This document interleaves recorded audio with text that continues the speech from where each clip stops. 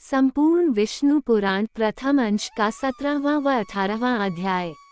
ओम श्री मन्नारायणाय नमः। नारायण नमस्कृत्य नर चैव नरोत्तमं देवी सरस्वती व्याप्तां ततो जयमुदीरयेत्।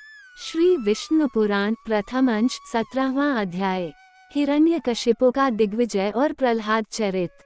श्री पराशर जी बोले, हे मैत्रेय, उन सर्वदा उदारचरित परम बुद्धिमान महात्मा प्रहलाद जी का चरित्र तुम ध्यान पूर्वक श्रवण करो। पूर्व काल में दिति के पुत्र महाबली हिरण्यकशिपु ने ब्रह्मा जी के वर से गर्वयुक्त सशक्त होकर संपूर्ण त्रिलोकी को अपने वशीभूत कर लिया था।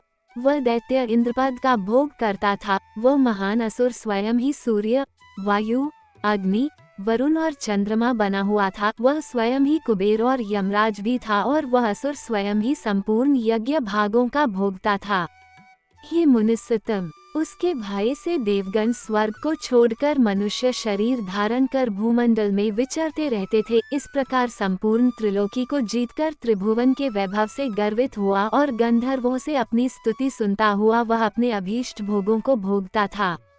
उस समय उस मद्यपानासक्त महाकाय हिरण्यकशिपु की ही समस्त सिद्ध गंधर्व और नाग आदि उपासना करते थे। उस दैत्यराज के सामने कोई सिद्धगण तो बाजे बजाकर उसका यशोगान करते और कोई अति प्रसन्न होकर जय जयकार करते, तथा वह असुर राज वहाँ स्फटिक एवं अभ्र शिला के बने हुए मनोहर महल में, जहाँ अप्सराओं का उत्तम नृत्य हुआ करता था, प्रसन्नता के साथ मद्यपान करता रहता था। उसका प्रहलाद नामक महाभाग्यवान पुत्र था। वह बालक गुरु के यहाँ जाकर बालोचित पाठ पढ़ने लगा। एक दिन वह धर्मात्मा बालक गुरुजी के साथ अपने पिता दैत्यराज के पास गया, जो उस समय मद्यपान में लगा हुआ था। तब अपने चरणों में झुके हुए अपने परम तेजस्वी पुत्र प्रहलाद जी को उठाकर पिता हिरण्यकशिपु ने कहा। हिरण्यकशिपु बोला, वत्स, अब तक अध्ययन में निरंतर तत्पर रहकर तुमने जो कुछ पढ़ा है उसका सारभूत शुभ भाषण हमें सुनाओ। प्रहलाद जी बोले, पिताजी, मेरे मन में जो सबके सारांश रूप से स्थित है वह मैं आपकी आज्ञानुसार सुनाता हूँ। सावधान होकर सुनिए। जो आदि, मध्य और अंत से रहित, अजन्मा, वृद्धि, क्षय, शून्य और अच्युत है, समस्त कारणों के कारण तथा जगत के स्थिति और अंतकर्ता उन श्रीहरि को मैं प्रणाम करता हूँ।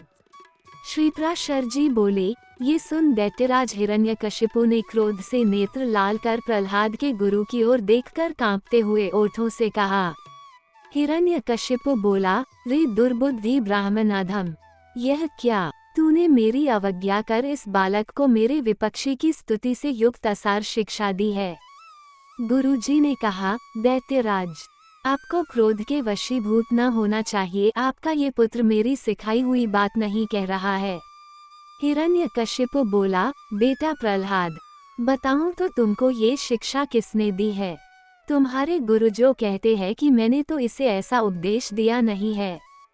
प्रहलाद जी बोले, पिताजी, हृदय में स्थित भगवान विष्णु ही तो संपूर्ण जगत के उपदेशक है। उन परमात्मा को छोड़कर और कौन किसी को कुछ सिखा सकता है? पूर्ण विराम पूर्ण विराम पूर्ण विराम पूर्ण विराम। हिरण्यकशिपु बोला, अरे मूर्ख, जिस विष्णु का तू मुझ जगदीश्वर के सामने धृष्टता पूर्वक निश्चिंत होकर बारंबार वर्णन करता है, वह कौन है? पूर्ण विराम पूर्ण विराम पूर्ण विराम पूर्ण विराम। प्रहलाद जी बोले, योगियों के ध्यान करने योग्य जिसका परम पद वाणी का विषय नहीं हो सकता तथा जिससे विश्व प्रकट हुआ है और जो स्वयं विश्वरूप है, वह परमेश्वर ही विष्णु है। हिरण्यकशिपु बोला, अरे मूढ़, मेरे रहते हुए और कौन परमेश्वर कहा जा सकता है? फिर भी तू मौत के मुख में जाने की इच्छा से बारंबार ऐसा बक रहा है। प्रहलाद जी बोले, हे तात, वह ब्रह्मभूत विष्णु तो केवल मेरा ही नहीं बल्कि संपूर्ण प्रजा और आपका भी कर्ता, नियमता और परमेश्वर है। आप प्रसन्न हो, ये व्यर्थ क्रोध क्यों करते हैं? हिरण्यकशिपु बोले, अरे कौन पापी इस दुर्बुद्धि बालक के हृदय में घुस बैठा है जिससे आविष्टचित होकर यह ऐसे अमंगल वचन बोलता है? पूर्ण विराम पूर्ण विराम पूर्ण विराम पूर्ण विराम। प्रहलाद जी बोले, पिताजी, वे विष्णु भगवान तो मेरे ही हृदय में नहीं बल्कि संपूर्ण लोकों में स्थित है। वे सर्वगामी तो मुझको, आप सबको और समस्त प्राणियों को अपनी अपनी चेष्टाओं में प्रवृत्त करते हैं। हिरण्यकशिपु बोला, इस पापी को यहाँ से निकालो और गुरु के यहाँ ले जाकर इसका भली प्रकार शासन करो। इस दुर्मति को न जाने किसने मेरे विपक्षी की प्रशंसा में नियुक्त कर दिया है। श्रीपराशर जी बोले, उसके ऐसा कहने पर दैत्यगण उस बालक को फिर गुरुजी के यहाँ ले गए और वे वहाँ गुरुजी की रात दिन भली प्रकार सेवा शुश्रूषा करते हुए विद्याध्ययन करने लगे। बहुत काल व्यतीत हो जाने पर दैत्यराज ने प्रहलाद जी को फिर बुलाया और कहा, बेटा, आज कोई गाथा कथा सुनाओ। प्रहलाद जी बोले, जिनसे प्रधान पुरुष और यह चराचर जगत उत्पन्न हुआ है, वे सकल प्रपंच के कारण श्री विष्णु भगवान हम पर प्रसन्न हो। हिरण्यकशिपु बोले, अरे ये बड़ा दुरात्मा है, इसको मार डालो। अब इसके जीने से कोई लाभ नहीं है, क्योंकि स्वपक्ष की हानि करने वाला होने से ये तो अपने कुल के लिए अंगार रूप हो गया है। श्रीपराशर जी बोले, उसकी ऐसी आज्ञा होने पर सैकड़ों हजारों दैत्यगण बड़े बड़े अस्त्र शस्त्र लेकर उन्हें मारने के लिए तैयार हुए। प्रहलाद जी बोले, अरे दैत्यों, भगवान विष्णु तो शस्त्रों में, तुम लोगों में और मुझ में सर्वत्र ही स्थित है। इस सत्य के प्रभाव से इन अस्त्र शस्त्रों का मेरी ऊपर कोई प्रभाव न हो। श्रीपराशर जी ने कहा, तब तो उन सैकड़ों दैत्यों के शस्त्र समूह का आघात होने पर भी उनको तनिक सी भी वेदना न हुई। वे फिर भी ज्यों के त्यों नवीन बल संपन्न ही रहे। हिरण्यकशिपु बोला, रे दुर्बुद्धे, अब तू विपक्षी की स्तुति करना छोड़ दे। जा, मैं तुझे अभय दान देता हूँ, अब और अधिक नादान मत हो। प्रहलाद जी बोले, हे तात, जिनके स्मरण मात्र से जन्म जरा और मृत्यु आदि के समस्त भय दूर हो जाते हैं, उन सकल भयहारी अनंत के हृदय के स्थित रहते मुझे भय कहाँ रह सकता है। हिरण्यकशिपु बोला, अरे सर्पो, इस अत्यंत दुर्बुद्धि और दुराचारी को अपने विषाग्नि संतप्त मुखों से काटकर शीघ्र ही नष्ट कर दो।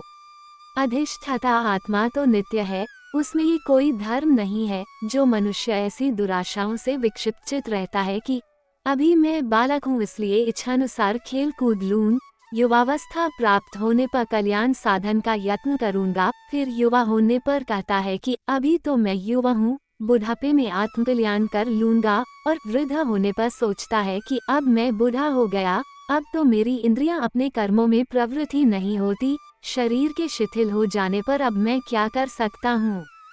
सामर्थ्य रहते तो मैंने कुछ किया ही नहीं। वह अपने कल्याण पथ पर कभी अग्रसर नहीं होता, केवल भोग तृष्णा में ही व्याकुल रहता है।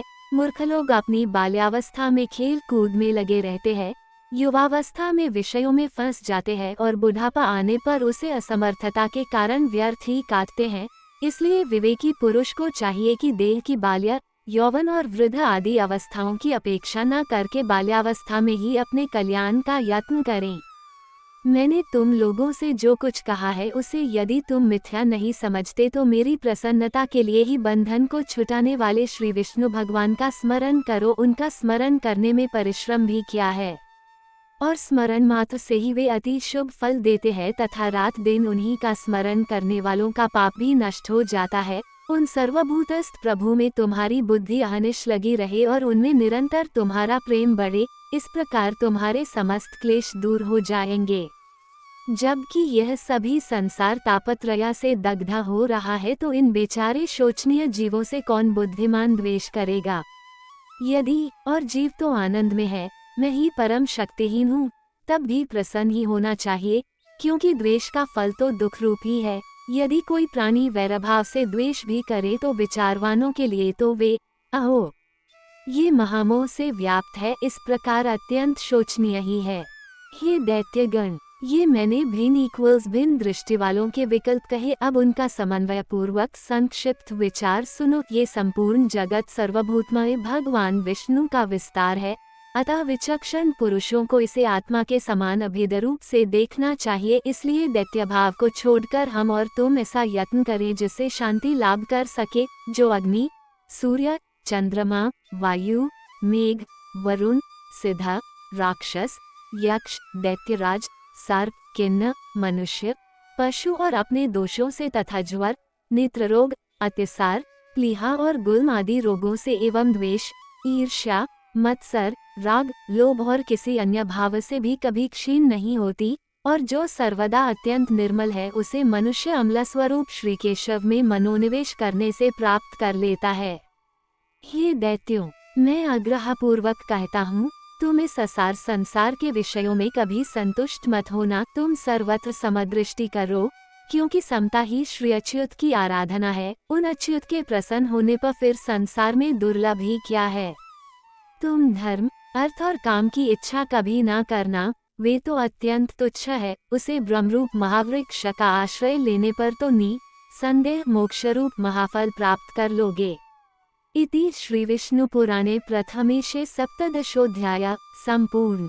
ओम श्री मन्नारायणाय नमः। नारायण नमस्कृत्य नर चैव नरोत्तमं देवी सरस्वती व्याप्तां ततो जयमुदीरयेत्। श्री विष्णु पुराण प्रथम अंश 18वां अध्याय। प्रहलाद को मारने के लिए विष, शस्त्र और अग्नि आदि का प्रयोग एवं प्रहलादकृत भगवत स्तुति। श्री पराशर जी बोले, उनकी ऐसी चेष्टा देख दैत्यों ने दैत्यराज हिरण्यकशिपु से डरकर उससे सारा वृतांत कह सुनाया, और उसने भी तुरंत अपने रसोइयों को बुलाकर कहा। हिरण्यकशिपु बोला, अरे सुदगण, मेरा ये दुष्ट और दुर्मति पुत्र औरों को भी कुमार्ग का उपदेश देता है, अतः तुम शीघ्र ही इसे मार डालो। तुम उसे उसके बिना जाने समस्त खाद्य पदार्थों में हलाहल विष मिलाकर दो और किसी प्रकार का सोच विचार न कर उस पापी को मार डालो।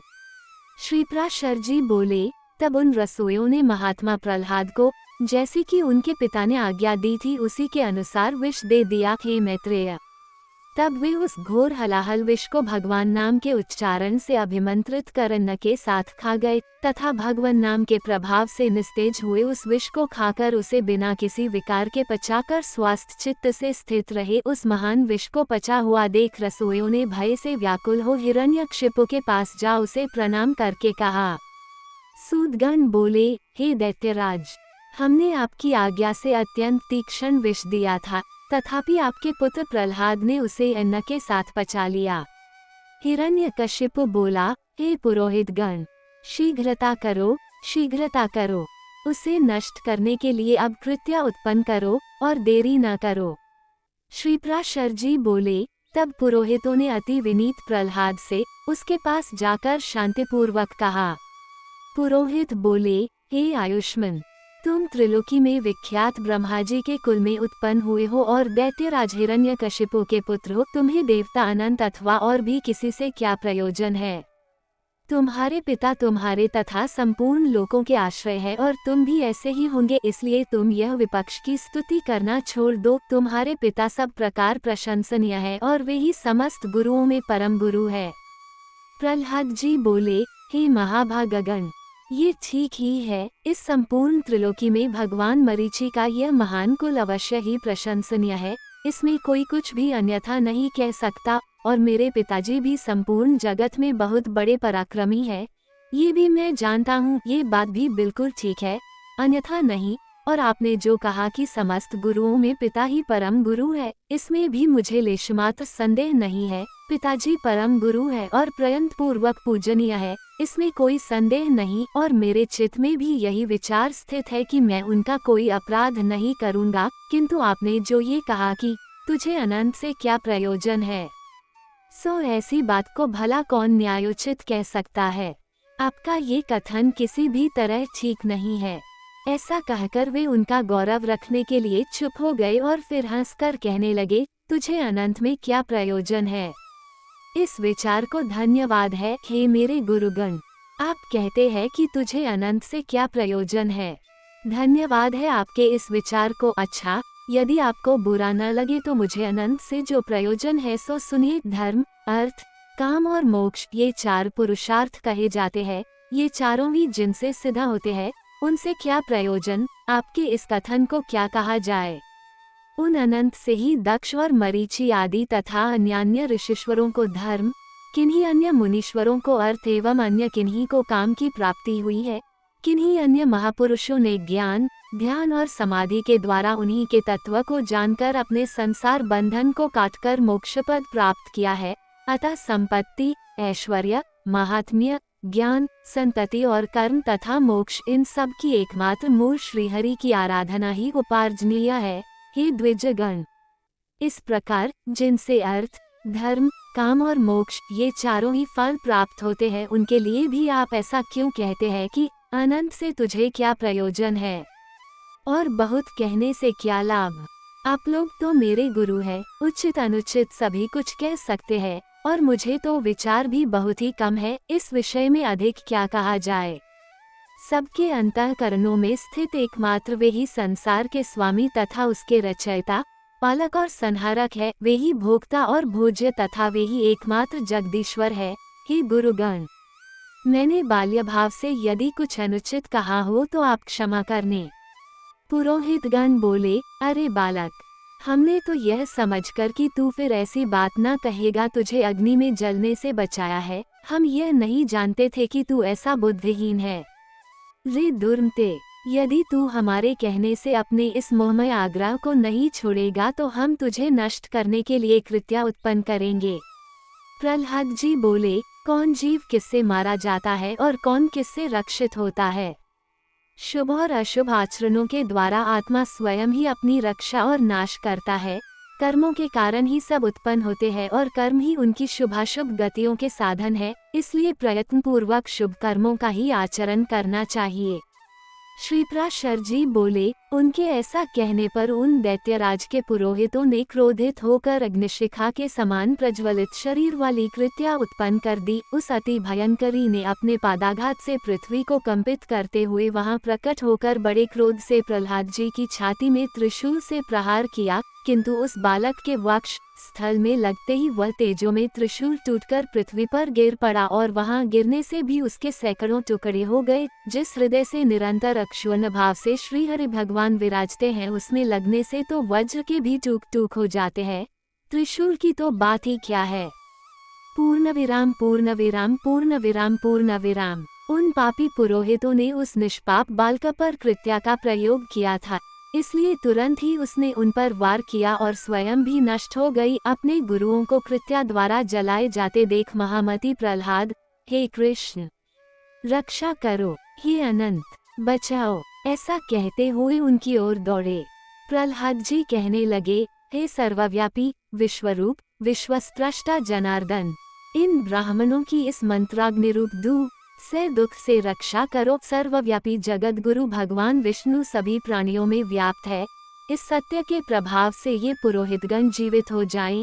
यदि मैं सर्वव्यापी और अक्षय श्री विष्णु भगवान को अपने विपक्षियों में भी देखता हूँ तो ये पुरोहितगण जीवित हो जाएं। जो लोग मुझे मारने के लिए आए, जिन्होंने मुझे विष दिया, जिन्होंने आग में जलाया, जिन्होंने दिग्गजों से पीड़ित कराया और सर्पों से डसाया, उन सब के प्रति यदि मैं समान मित्र भाव से रहा हूँ और मेरी कभी पापबुद्धि नहीं हुई तो उस सत्य के प्रभाव से ये दैत्य पुरोहित जी उठे। श्री पराशर जी बोले, ऐसा कहकर उनके स्पर्श करते ही वे ब्राह्मण स्वस्थ होकर उठ बैठे और इस विनयावनत बालक से कहने लगे। पुरोहितगण बोले, हे वत्स, तू बड़ा श्रेष्ठ है, तू दीर्घायु, निर्द्वंद, बल वीर्य संपन्न तथा पुत्र पौत्र एवं धन ऐश्वर्यादि से संपन्न हो। श्री पराशर जी बोले, हे महामुने, ऐसा कह पुरोहितों ने दैत्यराज हिरण्यकशिपु के पास जा उसे सारा समाचार ज्यों का त्यों सुना दिया। इति श्री विष्णु पुराणे प्रथमेशे अष्टोदशोऽध्याय संपूर्ण। ओम नमः भगवते वासुदेवाय। धन्यवाद।